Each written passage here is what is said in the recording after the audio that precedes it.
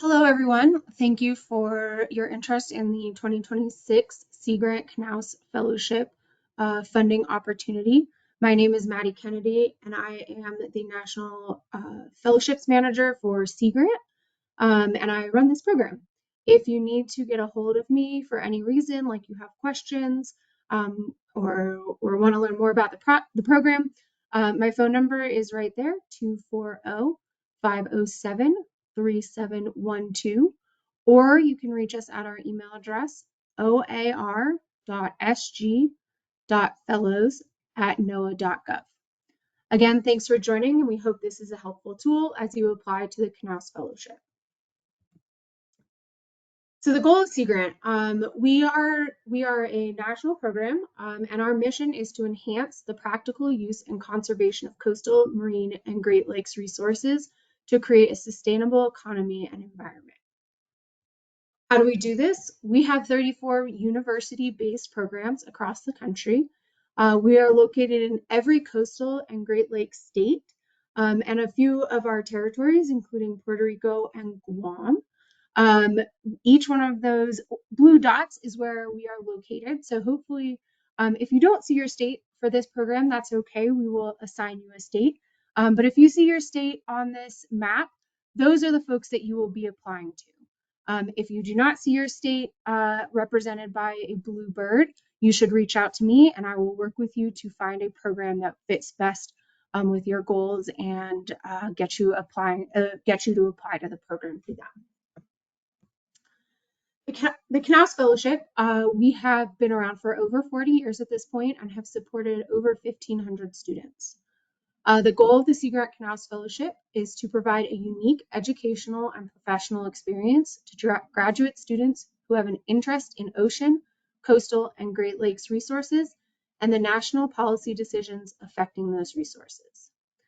We've been starting and launching illustrious careers, and we offer direct experience working in the executive and legislative branches on the latest issues in ocean and coastal management, fisheries, and research. So the fellowship itself is a one-year hands-on learning experience through a fully immersive work experience within the Washington, D.C. region. If you are selected as a fellow, you should expect to be placed in either the executive or legislative branches of the federal government. If you're placed within the executive branch where we carry out the laws, you could be placed with host agencies such as NOAA, the U.S. Fish and Wildlife Service, EPA, the Navy, USGS, Department of the Interior, the U.S. Coast Guard, National Science Foundation, and many others.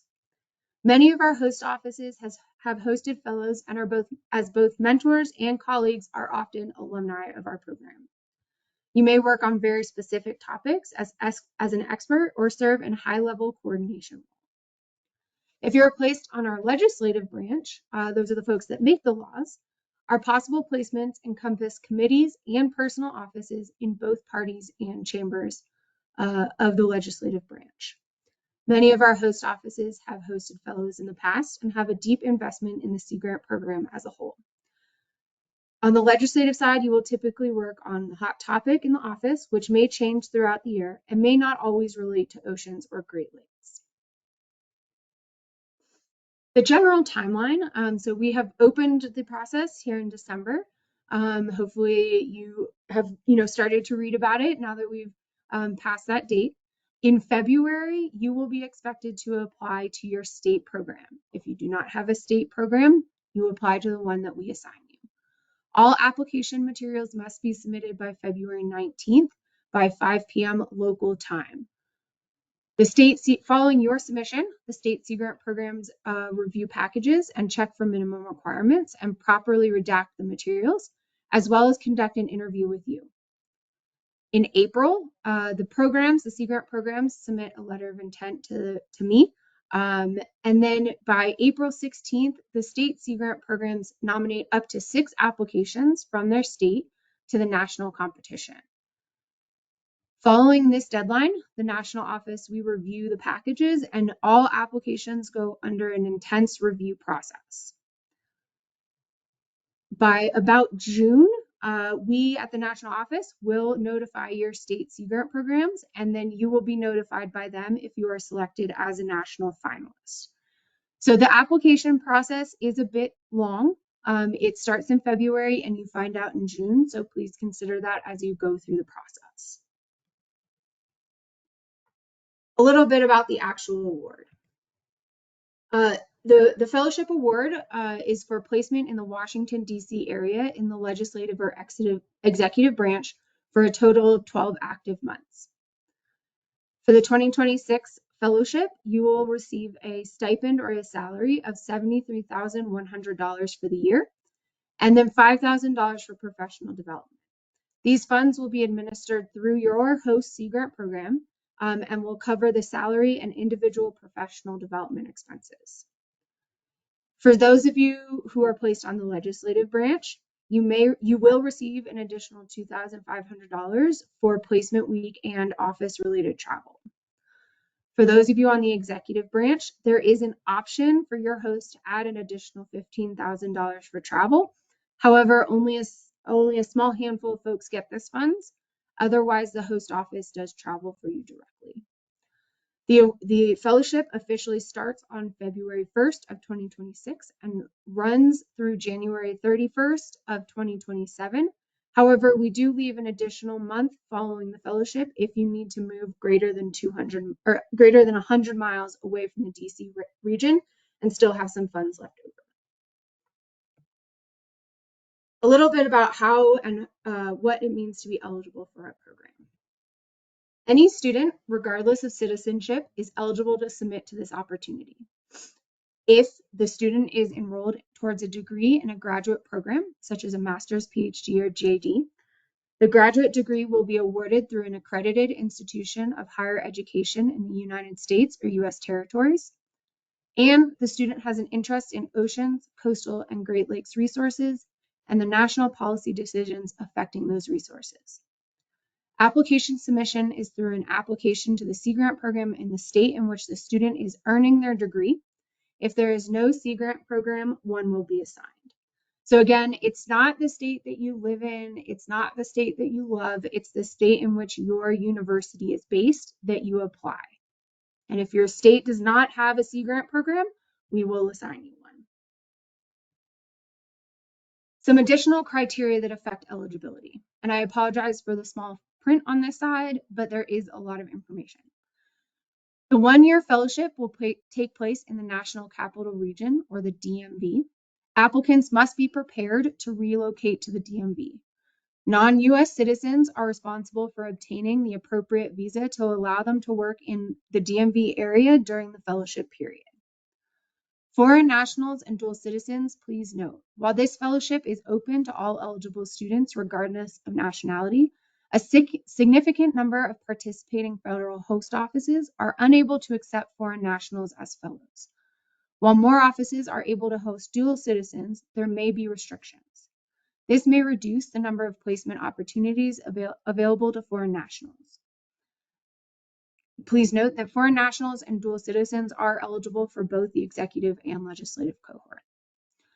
Applicants must be able to pass a federal background security check, which includes investigations into arrest records, questions on drug use, and possible review of your social media presence.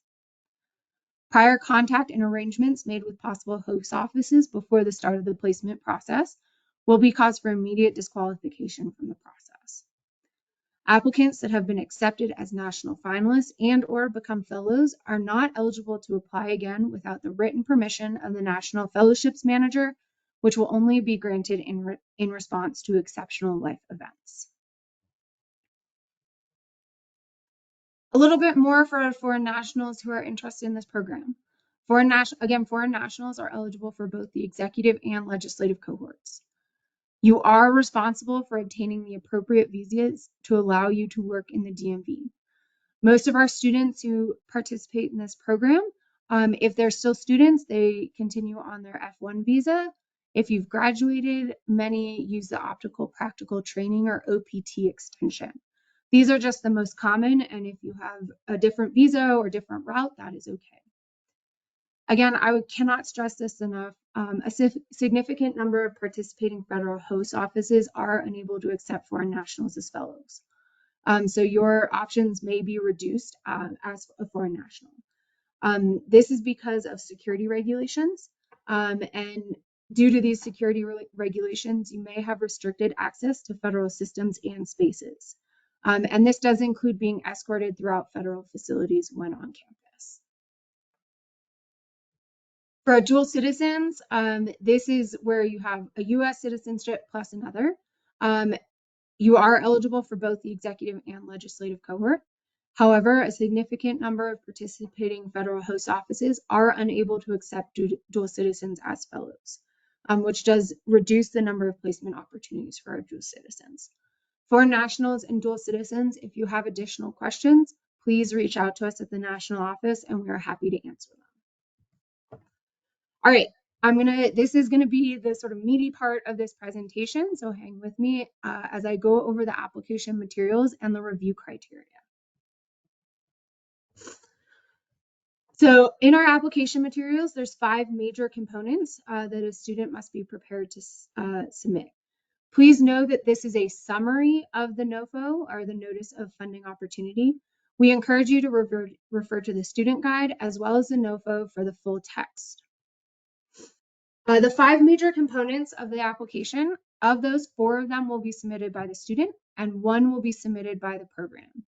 On the next couple of slides, I've kept to this color scheme where those that should be submitted by the student are in purple, and that is submitted by the program is in pink or red. Up first, we have the curriculum vitae. This is a 2-page max CV, and you should not include personal contact information or web links to external resources like LinkedIn, articles, or blogs on your CV. The CV is worth 10 points, and the CV does not, the point scale is, I do outline the point scale on each of these slides because it is different, but generally 0, the material does not address the criteria. 1, it meets the criteria in an average or expected way. 5, it meets the criteria in an exceptional way. Sorry, I said that wrong. Let me correct myself. 0, it does not meet the expectations. 1, the CV addresses the criteria in a poor or confusing way. 5, the CV meets the criteria in an average or expected way. And a 10 means that you've met the criteria in an exceptional way. So for the CV, the review criteria are as follows. The student has employment, volunteer, or extracurricular activities in academic, applied and research administration, outreach, or policy positions. The education and experience, personal or professional, in the student's area of expertise are appropriate to career stage. The applicant demonstrates academic, professional, or personal experiences that are relevant and applicable to serving the American public. And finally, the applicant experiences show prior leadership roles relevant to their career stage. For example, student government, faculty committees, advisory committees, professional societies, and community initiatives. Just a pro tip that I like to give everyone is that use formatting. We recognize that this is a 2-page CV, which is a bit short. So things like bold, italics, and indentations can help you provide clarity and direction in your CV. And it helps you keep your CV as concise as possible. Up next is the personal and educational career development response. This is the meat of your application. It is in 3 separate chunks with prompt questions for each. This is a huge portion of your application. It's worth 65 points. Throughout this section, you as the student should emphasize your abilities and expectations of the fellowship. Each section and subsection should be answered separately using section headers. And the student should not include personal contact information or web links throughout. Okay. Again, for this section, like I said earlier, it is the largest section, and it should not exceed 1,530 words as total. We do give suggested word counts for each section, and we encourage you to use those. All right, section 1, this is what we call the icebreaker. It's a bit of a more fun aspect of the application, I think. There's 2 parts, 2 questions, so 1A and 1B. For 1A, we recommend about 20 words, as you should provide one sentence that describes yourself. And then the second part for 1B, it's a 5-word max. This is a strict word count. Please do not list more than 5 words, but we ask you to list 5 adjectives that someone with a close personal connection, such as a coworker or supervisor, would use to describe you. The review criteria for these 2 questions is that you demonstrate a creative thinking and willingness to think outside of the box, and it's worth 5 points. So that is that section. I'm not going to go over the point scale from here on out just because it's pretty much the same and it's on each side. But this is the first section for the icebreaker. The next section for our personal, educational, and career development responses is our career path and objectives. In this section, we have 3 prompts that we ask you to respond to. The recommended word count for each of the prompt is 250 words, and each prompt should be answered separately using the section headers. Section headers will not be counted as part of your overall word count. All right, so for prompt A, the student should discuss any experience or experiences, research or otherwise, that support or are related to the mission of the National Sea Grant College Program or the State Sea Grant College Program. However, it should be noted that the student does not have to have had a direct connection to Sea Grant, just a demonstrated willingness to support or curiosity in our mission. The student should emphasize, if relevant, any experience with extending and distilling science for non-scientific audiences. This question will be reviewed as followed. The student clearly links experiences to the mission of Sea Grant, national or state. The student demonstrates their ability to convey scientific knowledge in broader non-scientific contexts. And finally, the student demonstrates creative thinking, analytical skills, and/or indicates their capacity and willingness to make connections between science and a broader economic, social, and political issues. A pro tip on this section is to review the mission of both the National Sea Grant College Program and the state through which you are applying. All right, prompt 2. The student should discuss their interest in the Knauss Fellowship with a specific focus on how the Knauss Fellowship supports the student's career pathway. The student should focus on how the Knauss program would further support their development as a professional. This will be reviewed as follows. The student demonstrates an understanding of the Knauss Fellowship program. The career path and objectives demonstrates the student's broad personal and professional background. The student clearly articulates their career or professional goals, and the student is specific, direct, and concise while discussing what they would bring to and gain from the Knauss Fellowship. A pro tip on this section is be specific about why Knauss. If you are unsure, explore how Knauss will help you define or guide your career. And then the third part of section 2, or prompt C, is the student should discuss the transferable skills or skills that can be applied across a variety of disciplines that they would bring to the Knauss Fellowship.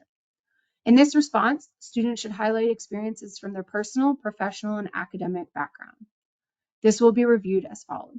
The skill sets demonstrated will provide a foundation for success in the Knauss Fellowship. The student is specific, direct, and concise while discussing the skills they have cultivated throughout their career.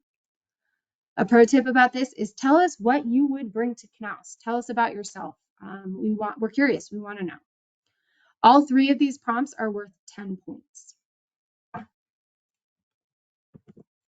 The final section of our career path and experience again has 3 prompts. And again, the recommended word count for each prompt is 250 words, and they should be answered separately using section headers. The section headers will not count as part of the overall word count. All right, for this one, prompt A, during the fellowship, finalists will serve in a range of capacities, including developing and delivering public programs or services, informing policymaking, and providing evidence-based advice to leaders. The student should discuss how they have and/or will embrace the concept of public service. This will be reviewed as follows. The student demonstrates an interest in contributing to public programs or service. The student demonstrates experience in public service, including but not limited to volunteering, leadership, extension, or educational experiences. These do not have to directly reply to the mission of NOAA.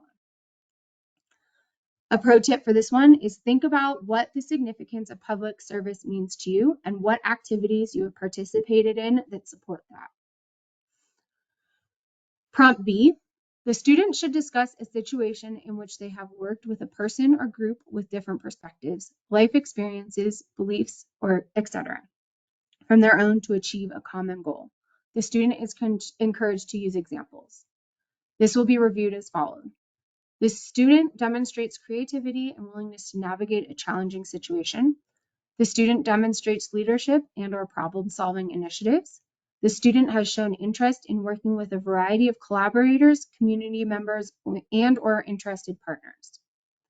A pro tip about this is to make sure to tell a story. There's no need for specific details like names or institutions. The final prompt in this section, or C, is that the student should discuss a situation in which they overcame a challenge, for example, within a community or institution, personally or professionally, specifically as it relates to how they took a leadership role. The student should also consider including a reflection on what they learned from this experience. This question will be reserved, or the statement will be reviewed as follows. The student demonstrates creativity and willingness to navigate a challenging situation, and the student demonstrates leadership and problem-solving initiatives. A pro tip on this section is make sure to tell a story. Again, there's no need for details like names or institutions. All right, the next section or part 3 of the application is your relevant coursework and future year plans. The student should discuss, this is 1 page single-spaced, max, please do not give us more. In this space, the student should discuss any relevant coursework and their future year activities. Relevant coursework is defined as this, or is sort of described as that the student may discuss any completed or in progress classes that they deem relevant to their success in the Knauss Fellowship Program. Future year activities include that the student should include a list of classes and/or plans for the spring of 2025, summer of 2025, and fall of 2025. This will be reviewed as follows. The student has activities in academic, applied, research, administration, outreach, or policy, and the future educational experiences, personal or professional, support the student's goals or provide further experiences applicable to Knauss. A pro tip on this section is provide an explanation for why a class you have taken or an activity in your future applies to or supports the Knauss program. Use the full space of the 1 page. We don't really recommend just giving us a list. Explain to us why that class really applied to what you're going to be doing at Knauss. All right, part 4, or the final required section of this, is the letter of recommendation. You as a student need to find 2 folks who are willing to write you letters of recommendation. These letters must be 2 pages, single space, or less. Please do not submit anything longer or have your letter writers submit anything longer. These 2 letters of recommendation must be from individuals who have worked with you as a student, including at least 1 from a faculty member associated with your current enrollment who has knowledge of your academic and research, when applicable, performance. And each letter should not exceed 2 pages single space and should clearly indicate the letter's writer's name and position. When you're prepping your letter writers, you should encourage them to discuss the following. Discuss the following attributes of the student, such as self-motivation, response to setbacks, skills and involvement in teamwork, collaborative leadership skills, willingness to learn a new skill or topic, academic performance, and potential. And speak to anything else the review panel should know about the strengths that the student would bring to the fellowship. So please know that both of your letter writers need to do this. Again, 1 letter writer must be associated with the university that you are enrolled in. The other one can be someone who knows you well. Please do not use a family member or a member of Congress to write these letters. Those 2 things should not be done. But otherwise, think about who would write you a strong letter. In this space, your letters will be reviewed as following. The letter writers demonstrate knowledge of the student and their abilities. The letter writers speak to the leadership potential, confidence, maturity, and self-direction of the student. The letter writers provide evidence to the student's willingness and flexibility to tackle issues beyond their area of expertise and the openness and capacity to expand experiences. And finally, the letter writers provide evidence of the student's ability to convey scientific knowledge in broader, non-scientific contexts. A pro tip about getting letters and strong letters, I would recommend scheduling an appointment or meeting with your letter writers well in advance. Discuss the program to which you are applying, the selection criteria, and highlight your most relevant professional experiences. Make this process as easy for the letter writers as possible. All right, that wrapped up what the student would be submitting directly to their Sea Grant program. The final portion of your application is a letter from the director of the Sea Grant institution that you're applying through. The director will write no more than 2 pages. A signed letter of recommendation from our state Sea Grant director, which is built from an interview with the applicant. The letter should not exceed 2 pages, single space. As part of the interview and subsequent letter, the director shall A, demonstrate why the student aligns with the goals of the Knauss program, highlight the skills the student emphasizes in the interview, and explain any gaps in the CV or personal educational and career development responses or anything that the student feels they were unable to include in the application that they feel is important for a review panel to know. The letters will be reviewed as following.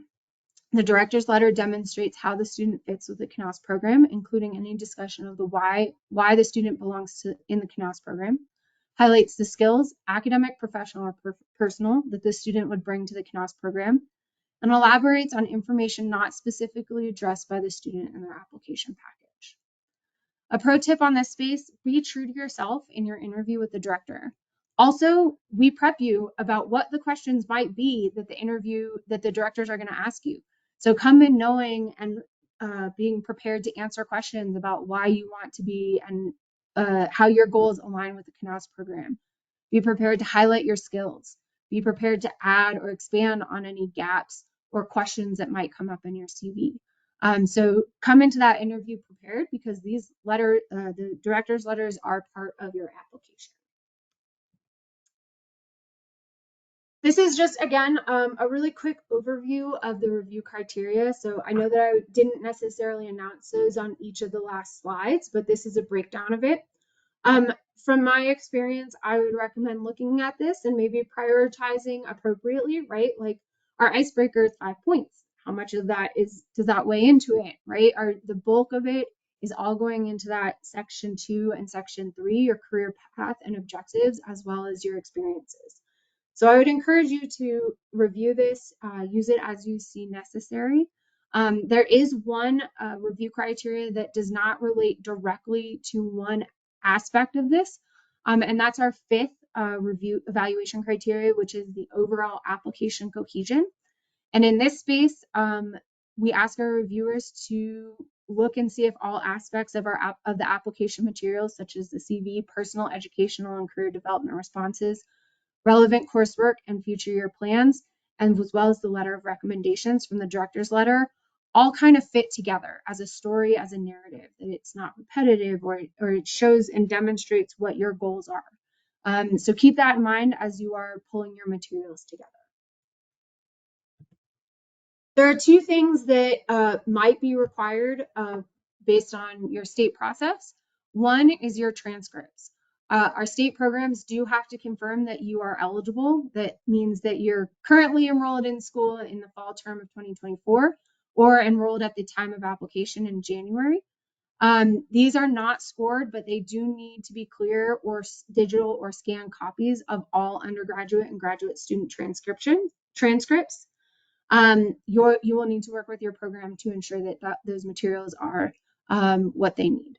The second thing is this out-of-state letter. This only applies to folks that are applying from non-Sea Grant universities. So those who I'm assigning a program to, you will need to include that to confirm that your state is aware that you're not an in-state applicant. Again, neither of those aspects are scored, but they are part of ensuring that you're eligible to the program. This year, we do have an optional demographics information collection. We really, through the Sea Grant Fellowship, we strive to provide an educational and employment opportunity for current and recent graduate students interested in ocean, coastals, and Great Lakes resources. To do this, to achieve our goals, we are asking that students fill out this demographics form. Again, it is optional. You do not have to do it, but it is very helpful for us to understand who is applying to our program and who is getting selected. This information will not be used to determine your program eligibility. Your data will be maintained confidential and not part of the review process. In fact, we don't even look at it until following all the selections are made. So it really does help us. The information doesn't get attributed or shared with our review process, so it is kept very separate. But if you're willing, we really ask you to fill out this form. It's a Google form. It should take you about 5-ish minutes, and it really helps the program out. All right, so how does the review process work?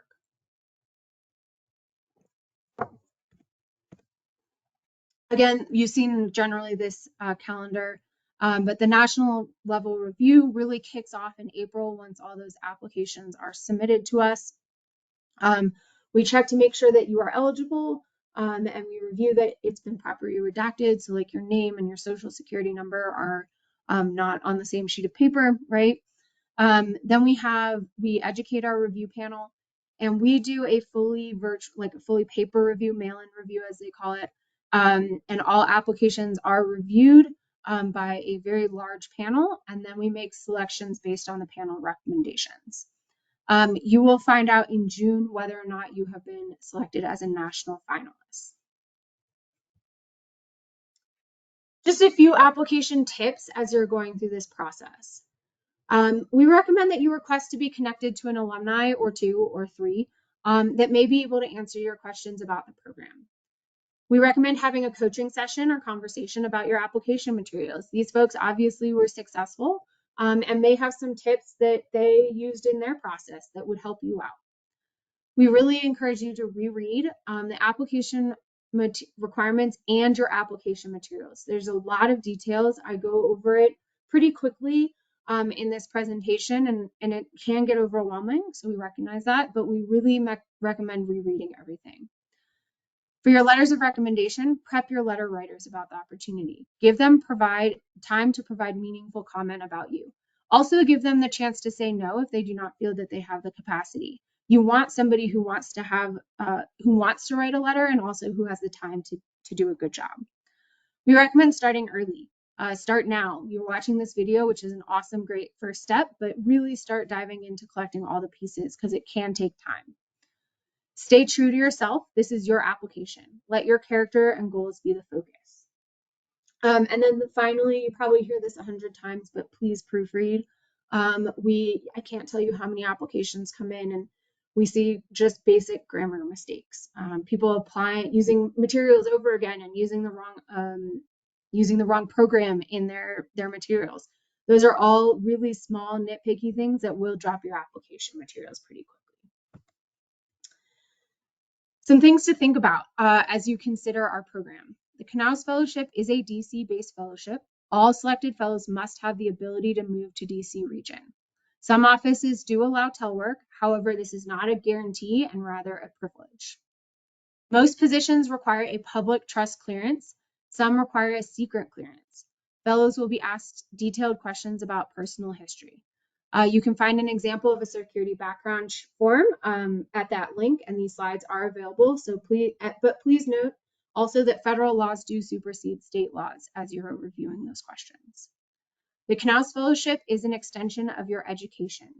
The program expects participants to participate in a professional development program, as well as complete all mandatory reporting requirements. There is something called the direct hire, which I did not cover in this slide deck because it is very nuanced and it is a perk of the program. It is incumbent on the successful completion of the fellowship, which includes but is not limited to completing 10 full months of the program. maintaining good standing with the host office, and participating in programmatic professional development activities. The Knauss Fellowship is administered through the state program. All student applicants should be made aware of the anticipated salary, benefits, and etc. that the program will be providing. And then having access to materials from previous Knauss applicants can be very useful. However, students should refrain from copying materials directly. Shared application materials can be useful reference. The NSGO recommends that students have a coaching session or conversation with previous fellows rather than just relying on materials alone. With that, I am wrapping up my webinar, and I'm happy to answer questions either by phone at 240-507-3712 or by email at oar.sg.fellows@noaa.gov. Thank you for your interest in the 2026 Knauss program, and we look forward to reading your applications.